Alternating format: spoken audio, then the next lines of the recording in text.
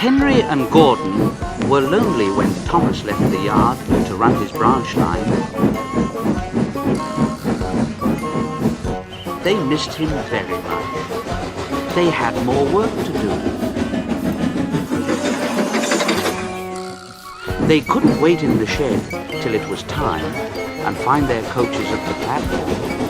Oh no, they had to get the coaches themselves. And they didn't like that.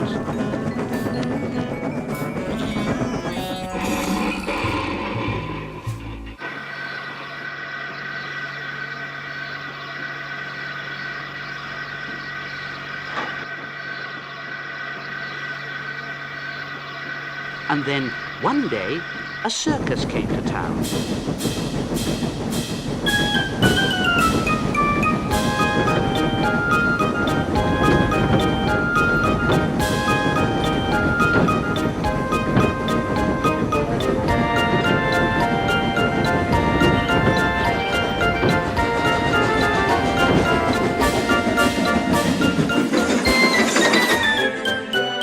And the engines soon forgot that they were tired. They all wanted to shunt the special trucks and coaches. And they were dreadfully jealous of James when the fat controller told him to pull the train when the circus went away.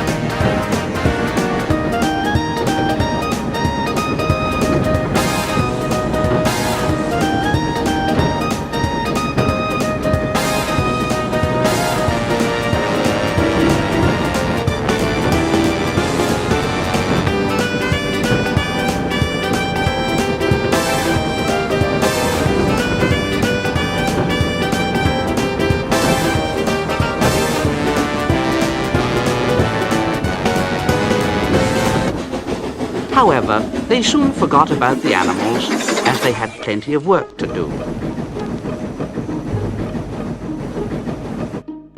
One morning, Henry was told to take some workmen to a tunnel which was blocked.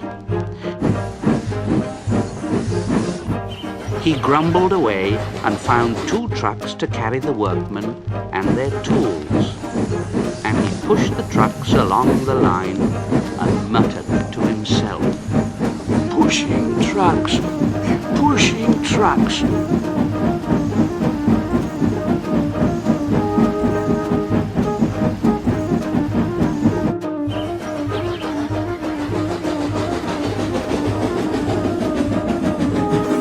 They came to the tunnel and stopped outside. They tried to look through it, but it was quite dark. No daylight shone from the other end. The workmen took their tools and went inside. Suddenly, they all shouted, "Oh!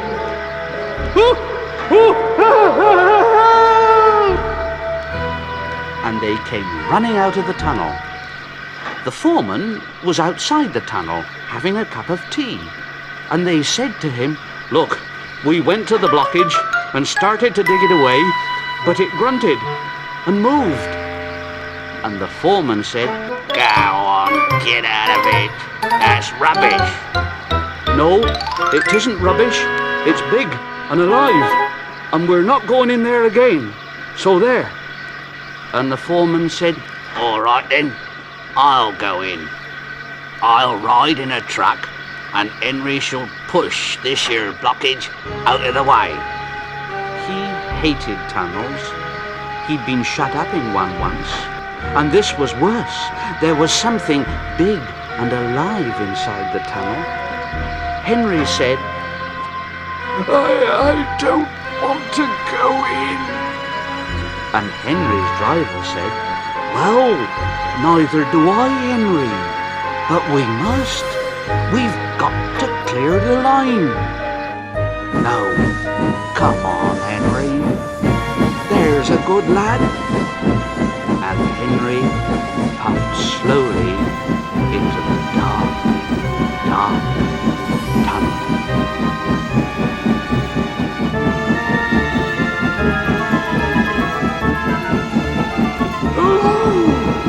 What's that?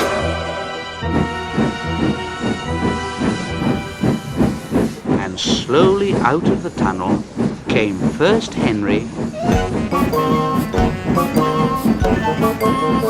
then the trucks, and last of all, pushing hard and rather cross, came a big elephant. The foreman said, well, I never. It's an elephant from the circus. Henry's driver put on his brakes, and a man ran to telephone for the keeper. The elephant stopped pushing and came towards them. They gave him some sandwiches and cake, so he forgot he was cross and remembered he was hungry. He drank 3 buckets of water without stopping and was just going to drink another one when Henry let off steam. That frightened the elephant and squirted the water all over Henry by mistake. Poor Henry. He didn't like that at all. The elephant's keeper came and took him away, and the workmen jumped into the trucks, laughing at their adventure. And Henry pushed them home, hissing to himself, An elephant pushed me. Elephant pushed me.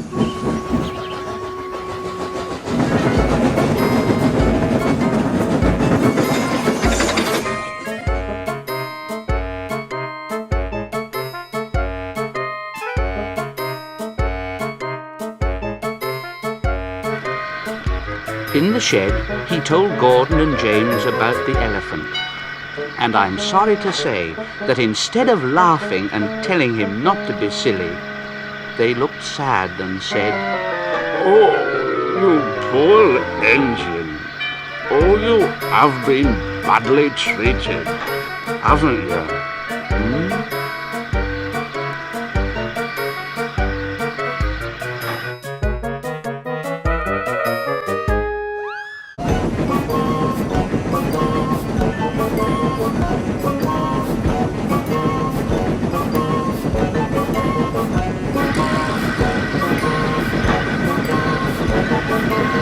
The big stations at both ends of the line each have a turntable.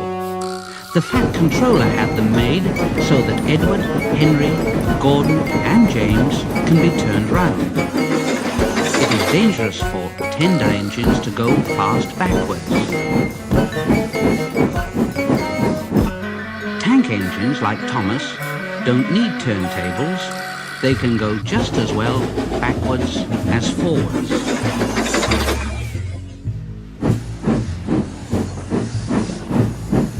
But if you heard Gordon talking a short while ago, you would have thought that the Fat Controller had given him a tender just to show how important he was.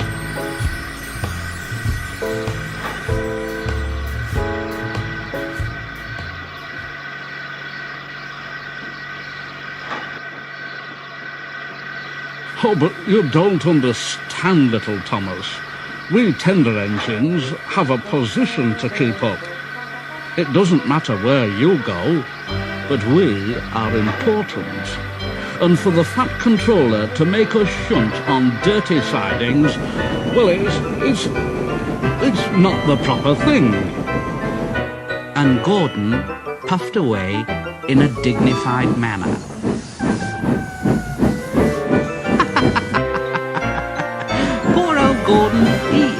said.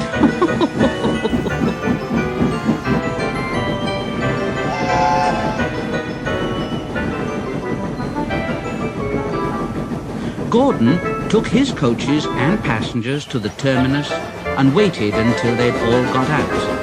And then he shunted the coaches to another platform. He was in a bad temper. It's disgraceful. And he ran backwards to the turntable. The turntable was in a windy place close to the sea. It was only just big enough for Gordon, and if he was not on it just right, he put it out of balance and made it difficult to turn. But today, Gordon was in a bad temper, and the wind was blowing fiercely. Gordon's driver tried to make him stop in the right place, but Gordon wasn't trying. He would not stop in the right place. At last, Gordon's driver said, Oh, I give up. All right then, Gordon. We can't turn you like this because your tender upsets the balance. Now, if you were a nice tank engine, you'd be all right. But you're not. You're a tender engine, and we can't turn you around. So you'll have to pull the next train backwards. So there. When Gordon came to the platform, some little boys shouted out, "Hey, look! Come quick! Here's a new tank engine!" "It isn't, silly.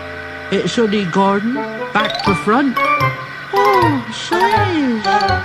What a squeeze!"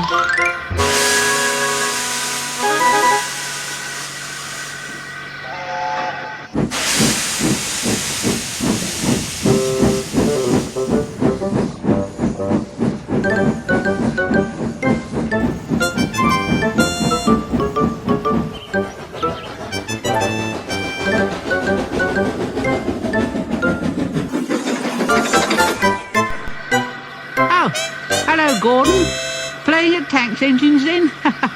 Sensible engine. Take my advice, scrap that tender of yours and have a nice banker like mine,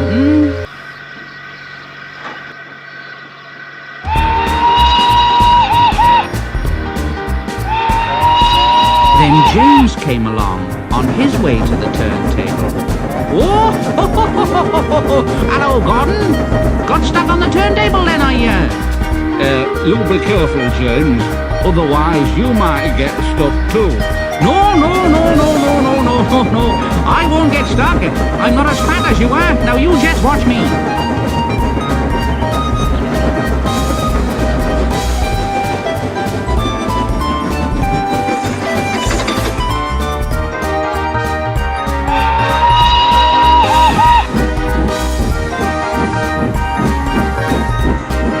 James went along to the turntable and stopped on just the right place to balance the table.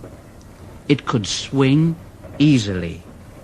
The fireman turned the handle and James turned, much too easily. The wind caught him and puffed him round and round like a top. He couldn't stop.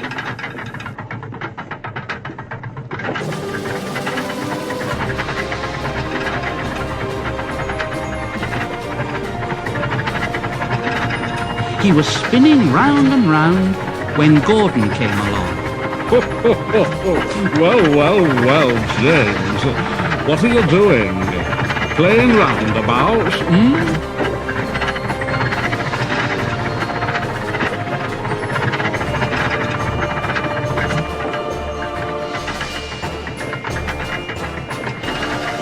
At last, the wind died down and James stopped turning and rolled off the table to the engine shed, feeling very, very giddy. That night, the three engines had an indignation meeting. Gordon did most of the talking, though. It's shameful to treat tender engines like this. It really is. Henry gets drenched by elephants. James spins round like a top. and I have to go backwards, and everyone laughs at us. Not only that, the fat controller makes us shunt in dirty sidings. It's dreadful. It's dreadful.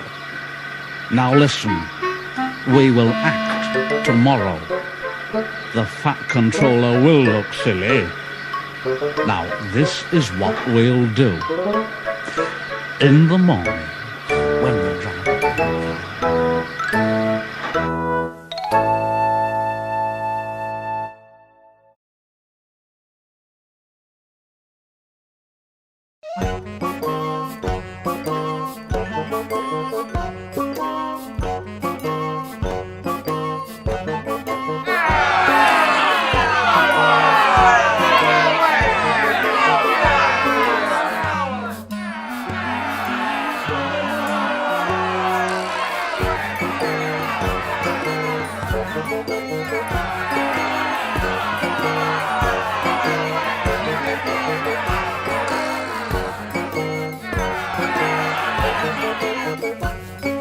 Controller sat in his office and listened. The fat controller frowned and said, "Oh, what a nuisance passengers are. How can I possibly work with all this noise? Oh dear, oh dear, oh dear, oh dear." "Yes, what is it?" It was the station master, looking very worried. "There's trouble in the shed, sir. Henry is sulking. There is no train. And the passengers are saying that this is a bad railway." "Indeed? Really? We cannot allow that. Now, will you quieten the passengers, please? And I will go and speak to Henry." The fat controller found Henry, Gordon, and James looking sulky. "Now, come along, Henry. It's time your train was ready." Henry's not going, so there. And neither are James or I. We won't shunt like common tank engines. We're important tender engines, if you don't mind. You fetch our coaches for us, and we'll pull them. But we won't shunt. Tender engines don't shunt. So there. And all three engines let off steam in a cheeky way. And the fat controller said, "Oh, indeed. Engines on my railway do as they're told. I'll go and find Edward."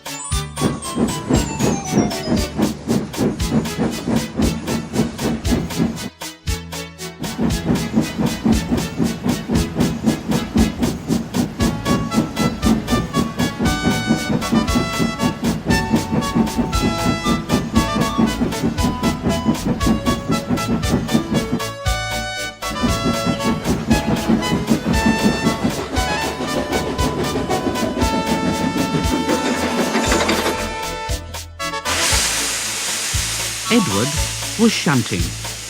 I say, Edward, leave those tracks, will you please? I want you to push coaches for me in the yard. "Oh, thank you, sir. That will be a nice change." That's a good engine. Off you go then.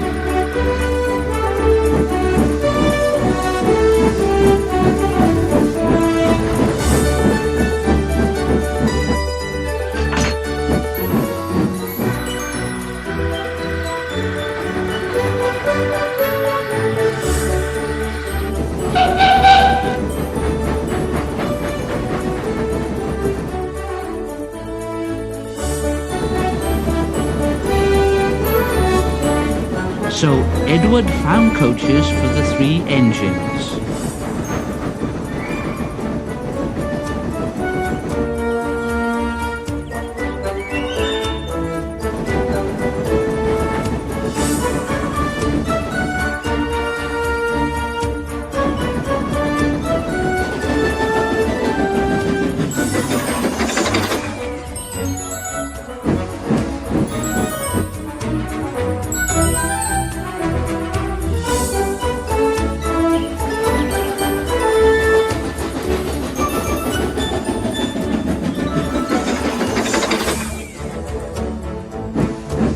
And that day, the trains ran as usual.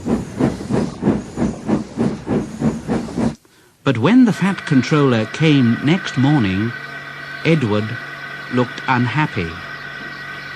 Gordon came past, clanking and hissing very rudely.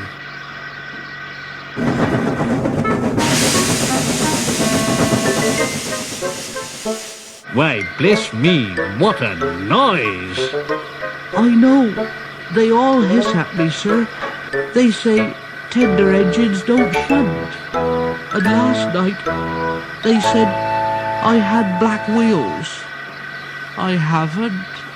Have I, sir? No, Edward, of course you haven't. You've got nice blue ones, and I'm proud of you. Tender engines do shunt, but all the same, you'd be happier in your own yard. We need a tank engine here.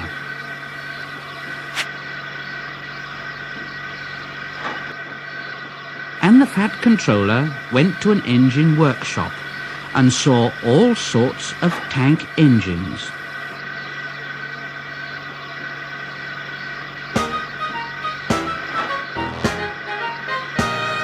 At last, he saw a smart little green engine. Yes. I think so. That's the one. I say there, if I choose you, will you work hard? Oh, sir. Yes, sir. Yes, sir. That's a good engine. I'll call you, Percy.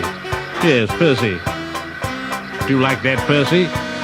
Oh, yes, sir. Thank you, sir. Yes, sir.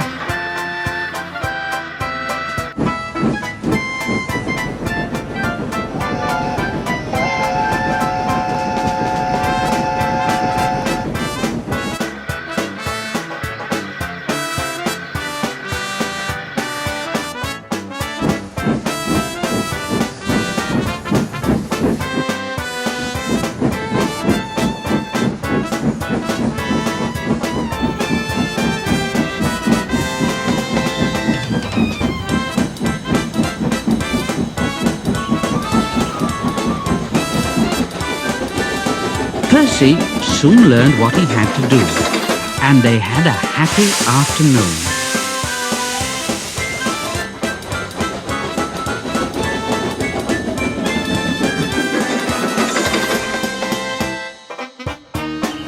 And then Henry came by, hissing as usual. But Percy just went, really frightened Henry. He jumped and ran away.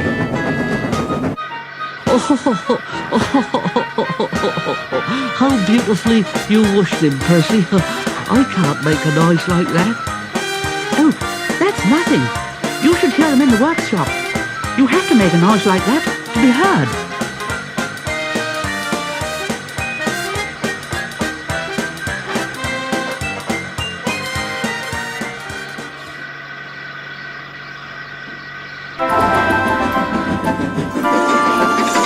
Next morning, Thomas arrived. Hello, Edward. Oh, hello, Thomas. The Fat Controller sent for me. I expect he wants help. Oh, he does indeed, Thomas. Here he comes now. Well done, Thomas. You have been quick. Now listen, Henry, Gordon and James are sulking. They say they won't shunt like common tank engines, so I've shut them up. and I want you both to run the line. Common tank engines, indeed. We'll show them. Well done, Thomas. And Percy here will help too, won't you, Percy? Oh, sir. Yes, sir, please, sir. Edward and Thomas pulled the trains. They started at opposite ends.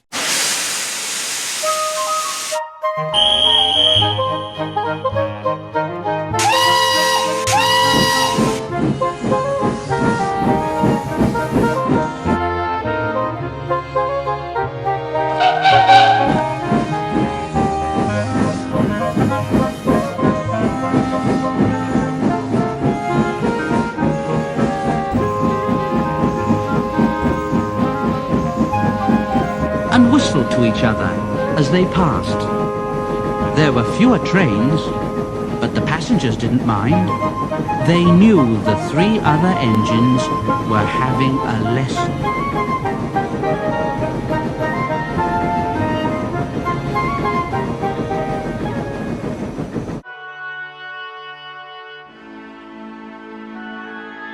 Henry, Gordon and James stayed shut in the shed and were cold, lonely and miserable. They wished now they hadn't been so silly.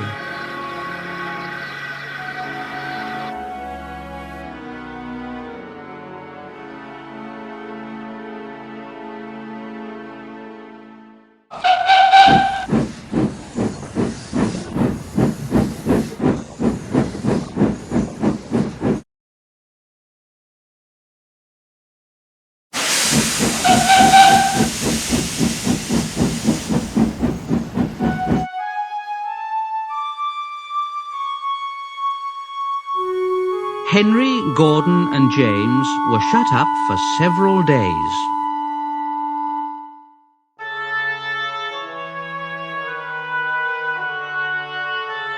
At last, the fat controller opened the shed. Ah, now then, I hope you're sorry and understand you're not so important after all.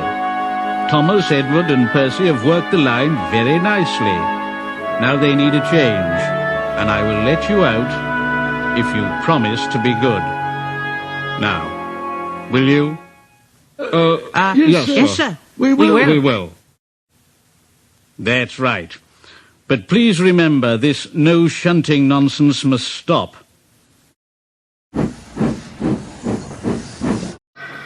And the fat controller told Edward, Thomas and Percy that they could go and play on the branch line for a few days.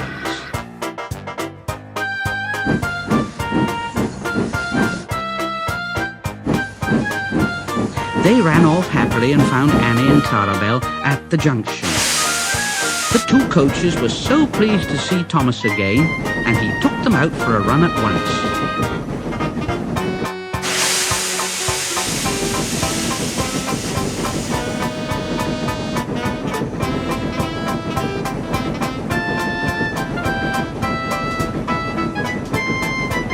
Edward and Percy played with the trucks and pushed them into their proper sidings. The trucks made a terrible fuss. They went, oh, oh, oh, oh, oh, oh, oh, oh, oh, oh, stop, stop, stop, stop, stop, stop, stop.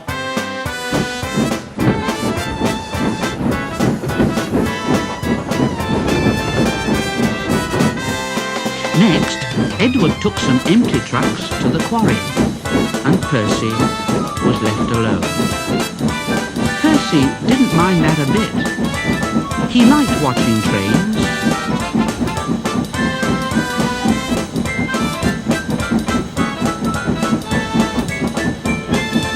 He would make noises at them as they went by. Gordon, Henry and James got very cross. After a while, he took some trucks over the main line to another siding.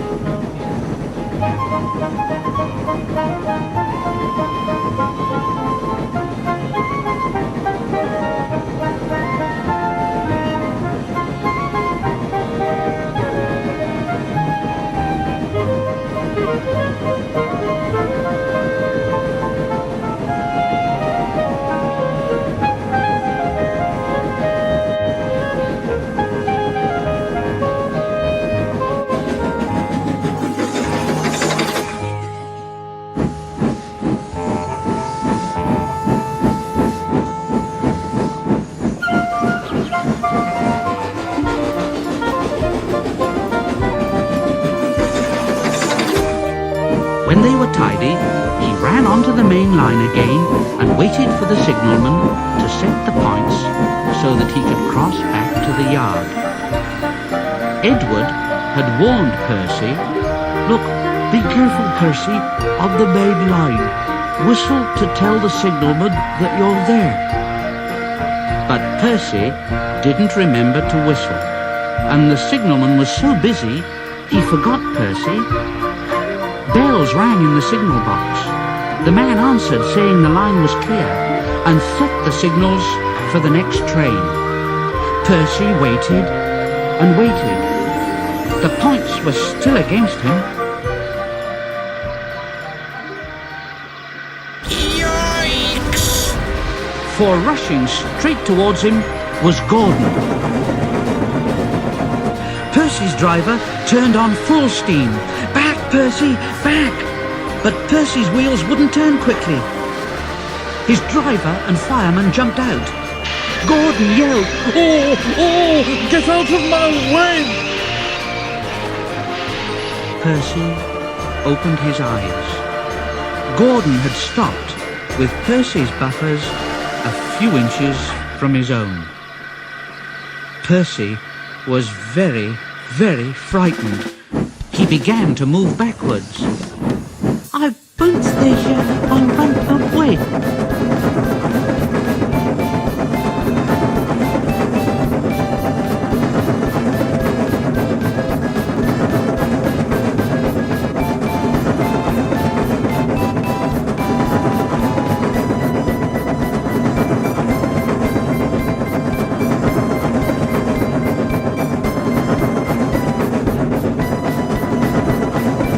He was getting tired and wanted to stop, but he couldn't. He had no driver to shut off steam and to apply the brakes. Oh dear, oh dear. I shall have to run till my wheels wear out.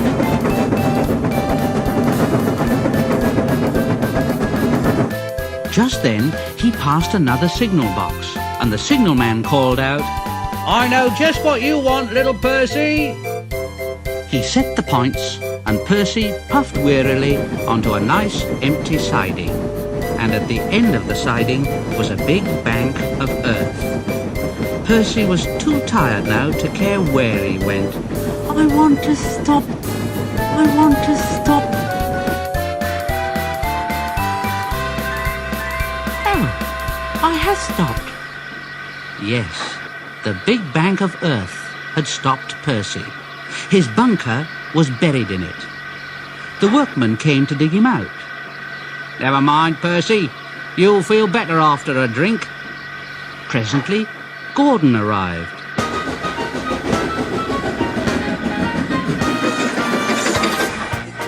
Oh, well done, Percy. You know, you started so quickly that you stopped a nasty accident. Oh, I'm sorry I was cheeky, Gordon. You were clever to stop. Percy now works in the yard and finds coaches for the trains. He's still cheeky, he's that sort of angel, but he's always most careful when he goes on the main line.